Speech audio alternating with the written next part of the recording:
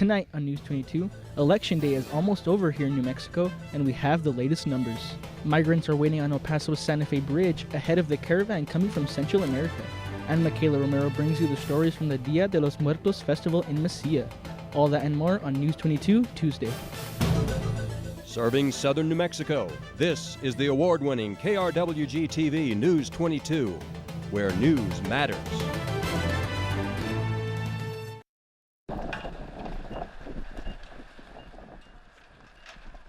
Cases all over the country and more intensity than usual for an off-year election.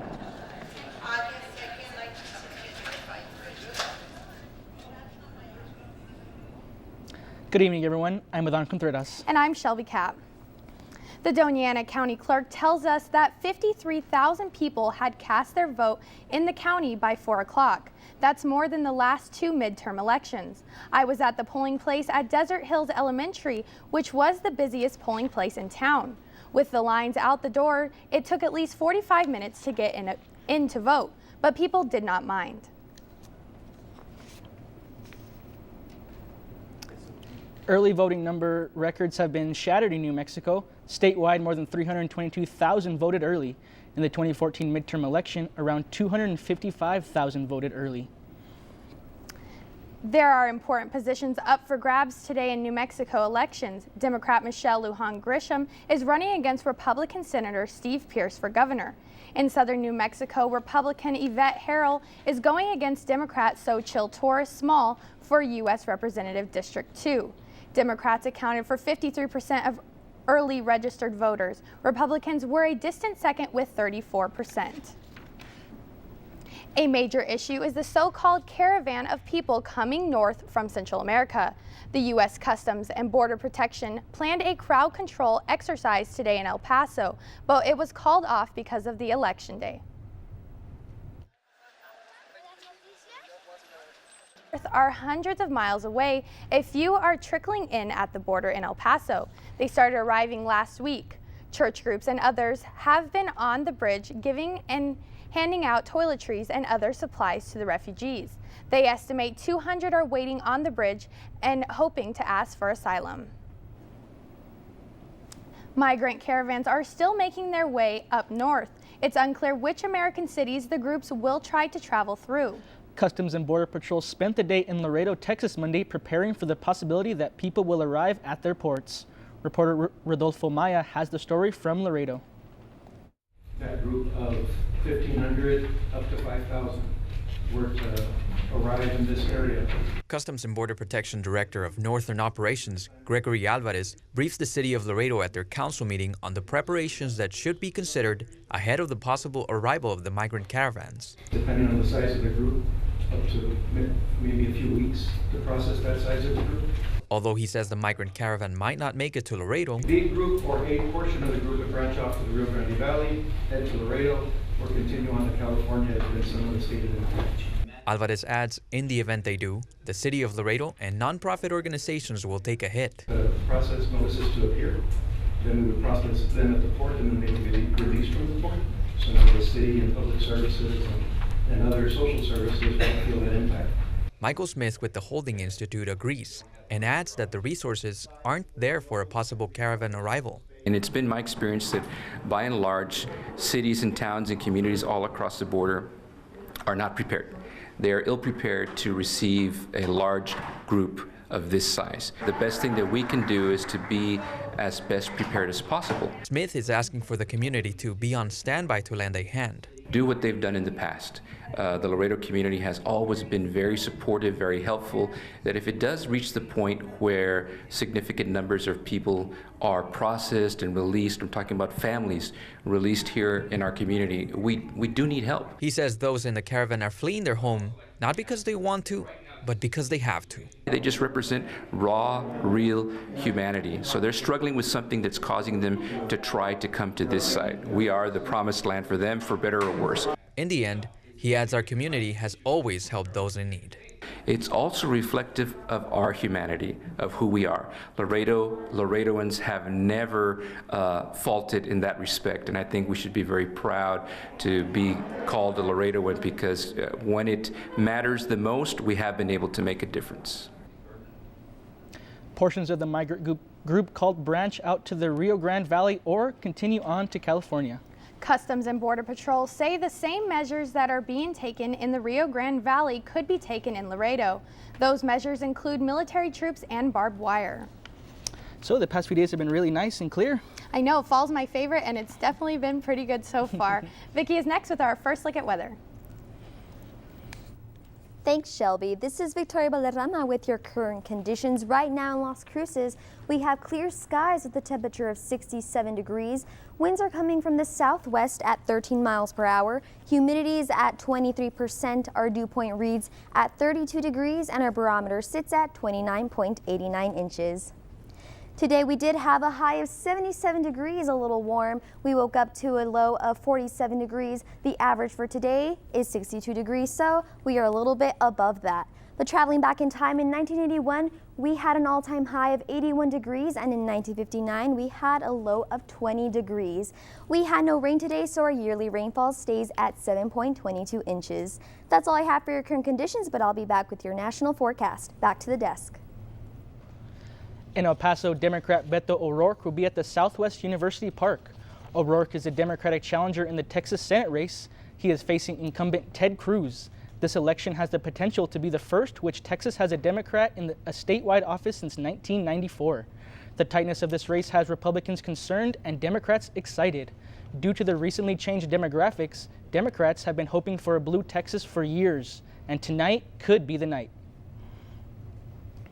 After interference with the presidential elections, many are concerned for this midterm. Facebook is taking precautions to make sure it doesn't happen again. Facebook says it blocked 115 accounts for suspected coordinated inauthentic behavior linked to foreign groups attempting to interfere. They shut down 30 Facebook accounts and 85 Instagrams. Facebook acted after being tipped off Sunday by U.S. law enforcement. No further details were given. Another issue in this election is trade.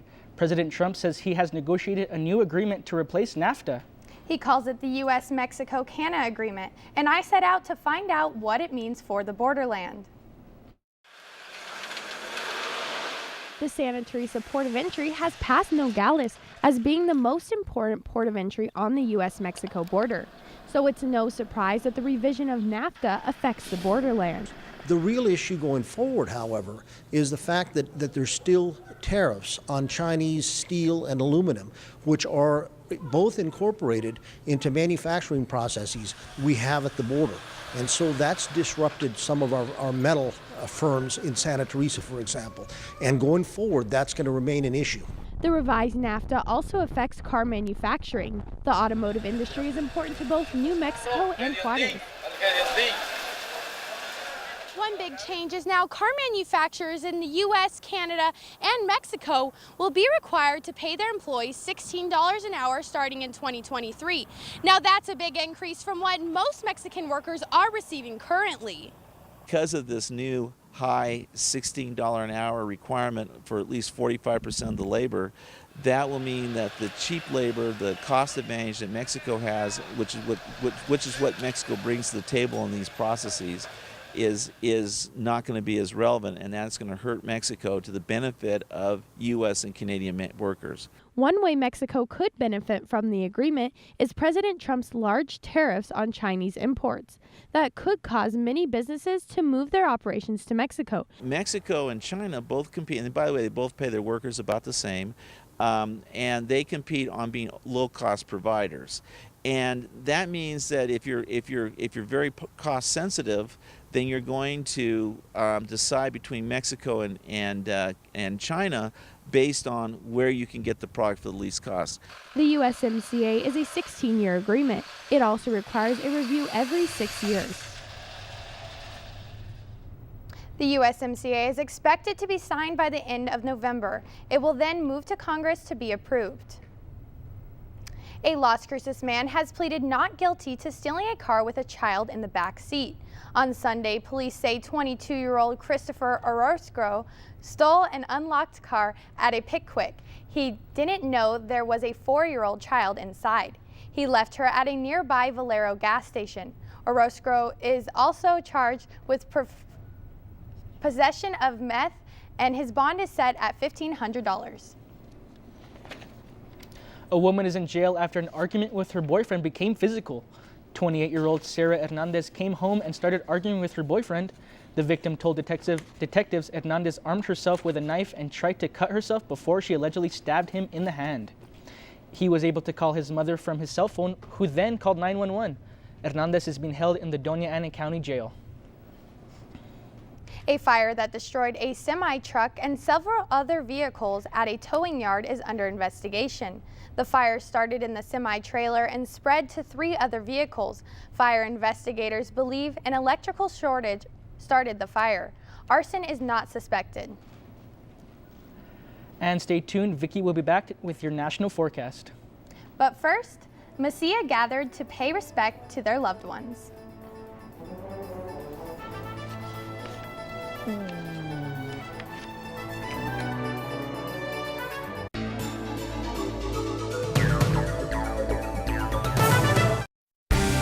This month in Passport, your on-demand library of the best of PBS. How can this house of secrets ever be called a home? You would be signing his death warrant. Is that what you want? I'm going to be exploring using laser technology to reveal secrets of the ancient world in a whole new way. He said, "Welcome home." It was just a powerful moment. These and other shows are available with Passport. Become a member of this PBS station. Sign in and start streaming today. Registering to vote in New Mexico is easy. Forms are available at Department of Motor Vehicles offices and your county clerk's office. And those with a driver's license or other state ID may register to vote online at sos.state.nm.us. You must be 18 years old at the time of the next election. Voting is a responsibility of citizenship. This message brought to you by KRWG.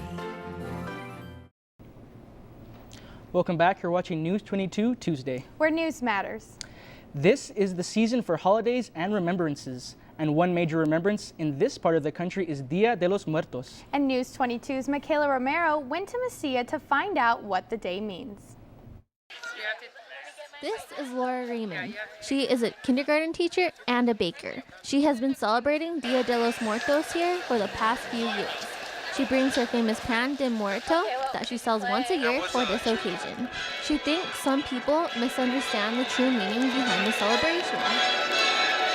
I teach the students that it's not about being evil or worshiping evil. It's just about remembering, your loved ones. People from all around are here in Mesilla just celebrating the dead. It doesn't matter what culture, what ethnic, what race they are. They're just here to celebrate. Mother and daughter Cindy Saucedo and Audrey Saucedo say their family is mostly Italian and they believe this day is more for celebrating life.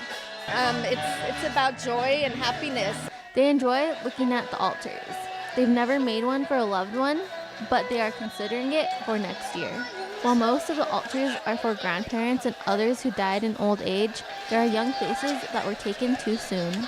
This is Iris, and she is here remembering her nephew Xavier, who recently passed. He brightened up the room with his smile.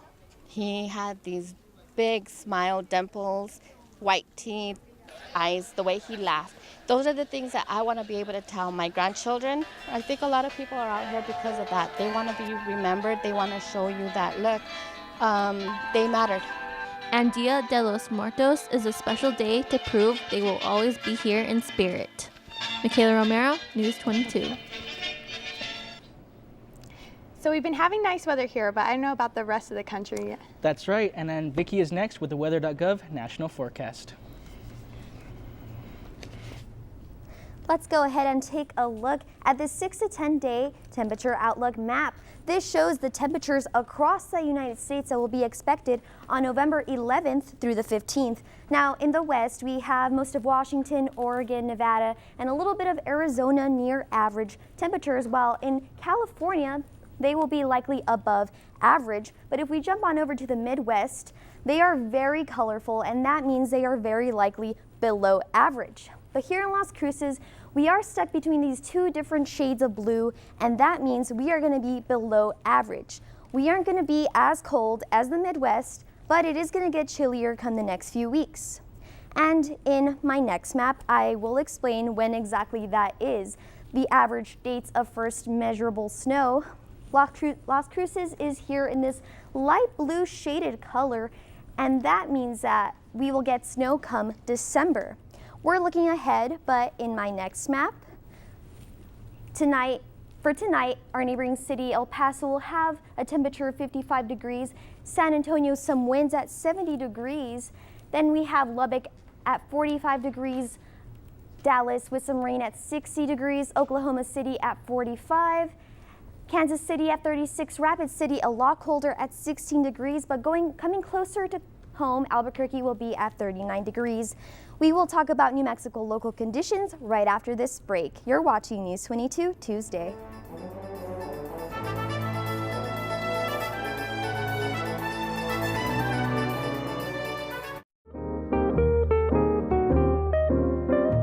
Fresh Air with Terry Gross, weekday mornings at 11 on 90.7 FM and streaming live on KRWG.org. On Masterpiece. I doubt George would approve of my visit. You lie! Ross, enough. Well, have you expelled from Parliament? Good gracious, Mrs. Warlincoln. Dwight, help her! Carriage, call for my carriage! Poldark on Masterpiece. Thursday at 8 p.m. on KRWG-Public Media. Enjoy some of Broadway's best music with this beloved Rodgers and Hammerstein classic. The sound of music. Featuring more than a few of your favorite songs. Raindrops. It's a fresh take on the true story of Maria and the Von Trapp family singers, starring Cara Toynton and Julian Ovenden. Don't miss The Sound of Music on Great Performances. Friday at 8 p.m. on KRWG-Public Media. Welcome back. Now we're going to look at temperatures across New Mexico. Farmington right now is at 49 degrees. Santa Fe at 47. Clovis at 56. Roswell at 65. Then we in Ruidoso, they're at 54. Las Cruces right now we are at 67 degrees and Deming at 66. Tomorrow across New Mexico, Farmington will be at 58 degrees, Santa Fe at 55, Clovis at 52, Roswell 66. Here in Las Cruces, we are going to be really warm at 77 degrees and in Deming at 76. In our neighboring cities, Alamogordo tonight, they do have cloudy skies with a low of 47 degrees and tomorrow a warm 73 degrees. In TRC tonight, clear skies with a low of 47 and tomorrow a high of 76. In Silver City tonight, also clear skies with a low of 42 and tomorrow a high of 68. And in the city of the Cruces tonight, we will be at 47 degrees and tomorrow we will have a warm 77 degrees. That's all I have for you now, but I will be back with your 5-day forecast. As with most of the news today, the Southwest Minute deals mostly with the election. First, next door in Texas, the race for Senate. Here's Andrea Vasquez. Supporters of Beto O'Rourke put on a flash mob today in Southlake. It was their last chance to encourage a vote for the Democratic candidate. He's in a tight race with Republican Ted Cruz. Some poll locations are experiencing problems. In Maricopa County, Arizona, voters were sent to another location due to problems getting to a building. As soon as the issue was resolved, the polling site reopened. There were also problems in another location in Mesa. Troubleshooters were brought in to assess the situation. The man accused of killing his wife and 2 daughters pleaded guilty in Denver, Colorado today. 33-year-old Chris Watts pleaded guilty to all 9 counts he was charged with in the murder of his family. Watts' plea deal allowed him to avoid the death penalty. I'm Andrea Vasquez with the Southwest Minute. So both basketball teams open up their season tonight. How exciting. I'm sure everyone here at NMSU is ready. And Dave Guest is next with sports. That's right, guys. Thanks, Shelby and Adon. Coming up in sports, find out how the NMSU football team did this past weekend in their last home game. We'll be right back. News 22 Sports is next.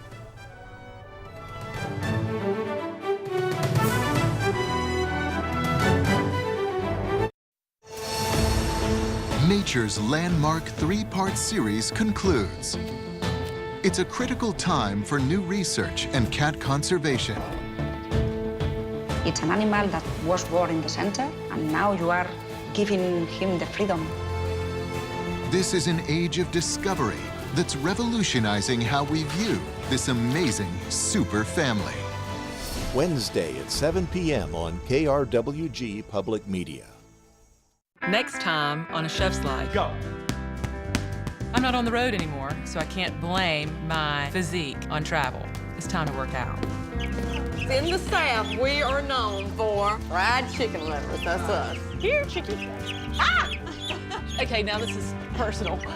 I've heard that this is the place to have livers. Livers and gizzards. We're gonna do the gizzards too, but I don't know how many. Saturday morning at 10:30 on KRWG Public Media. This is KRWG-TV News 22 Sports. Welcome back. I'm Dave Guest, back again to give you the best sports news in the Southwest. The Aggies are celebrating their third win of the season, and it was a bittersweet victory. It was the last home game and a send-off for 18 seniors who put on an Aggie uniform for the last time at home.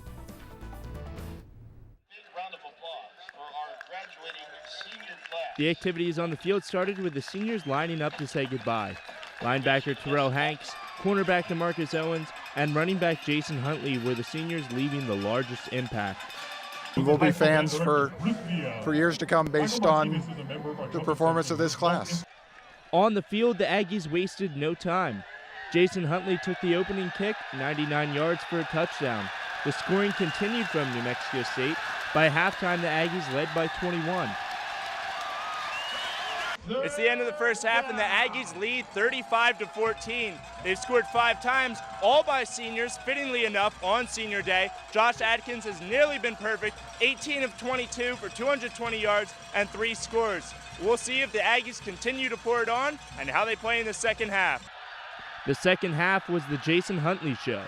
4 touchdowns and over 250 yards gained for his final game in Las Cruces. Alcorn State didn't roll over. They did end up scoring 42 points, but the Aggies came out on top, 52-42. Every time they scored, Pistol Pete had to do push-ups. This football team has gone through lots of changes. I appreciate the fact that they never give up. Terrell Hanks, Jonathan Boone, the seniors this year, plus the seniors from last year, it's made it an incredible experience and will continue to come. The Las Cruces Bulldogs football team is celebrating their 3rd straight win over the Mayfield Trojans. This was the 54th time the two rivals met on the football field, and it was a close one. The Bulldogs beat the Trojans 13-3 at Aggie Memorial Stadium this past Friday. However, the Trojans hold a 29-25 lead in the series. The 2018 NMAA State Football Championships are starting this weekend, and Mayfield will be taking on Cibola on Friday at 7 p.m. at the Field of Dreams.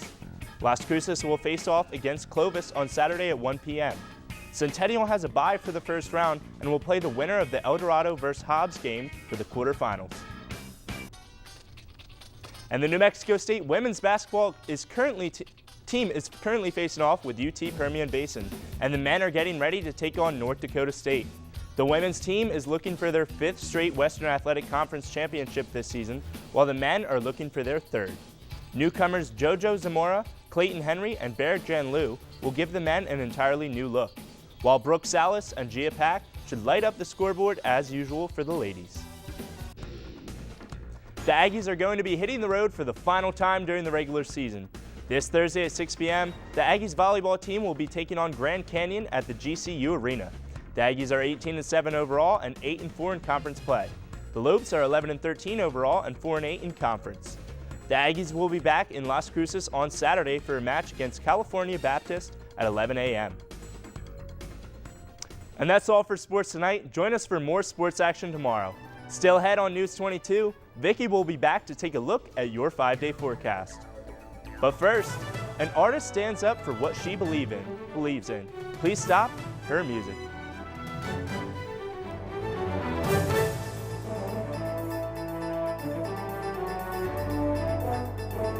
If you're looking for a great way to get organized, this is it. It has a desk caddy, and this is a computer desk that's designed for tabletops. It can be hung on a wall, and it's 100% recycled wood, so you just can't beat this project. Saturday morning at 8:30 on KRWG Public Media. Coming up on Austin City Limits.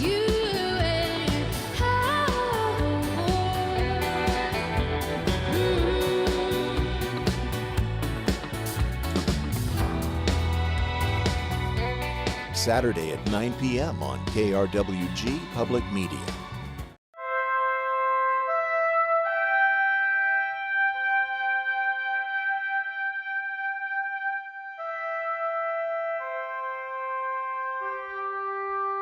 As we bring Raymond Harry to his final resting place here on earth, we pray that your blessings and your peace will be upon all those who rest here.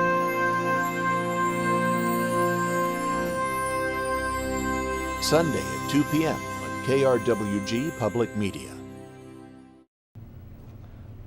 Let's take a look at our top stories.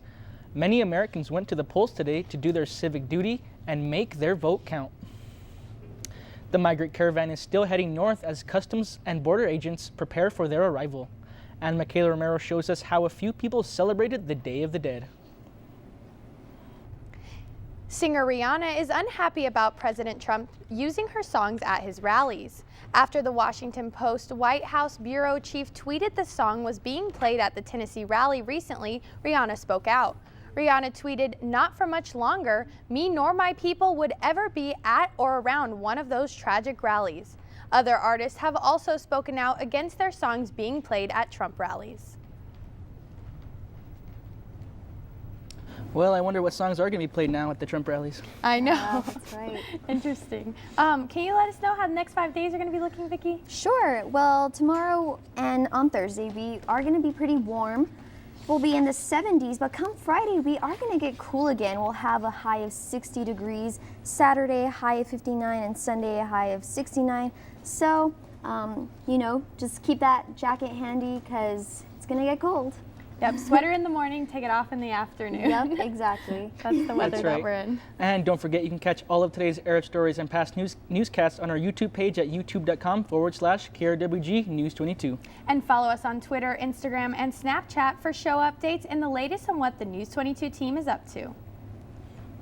And that's all for News 22 Tuesday. Thank you everyone for joining us tonight.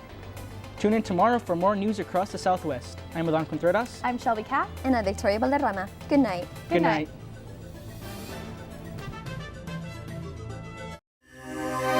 This news brief in Español is brought to you by Noticias 22, Spanish language news for southern New Mexico and West Texas. Noticias 22. Muy buenas tardes, los saluda Denise Nájera en este breve informativo de Noticias 22. En el sur de México, la caravana centroamericana sigue avanzando a la frontera.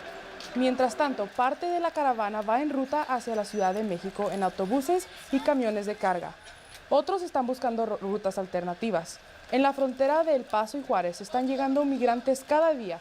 El jueves pasado eran 130 migrantes esperando la entrada y el domingo pasado nuestras cámaras documentaron a casi 200 migrantes de Centroamérica, de Michoacán, México y más de 40 cubanos que esperaban por casi una semana la entrada a El Paso. En esta semana continuaremos con la cobertura de la frontera.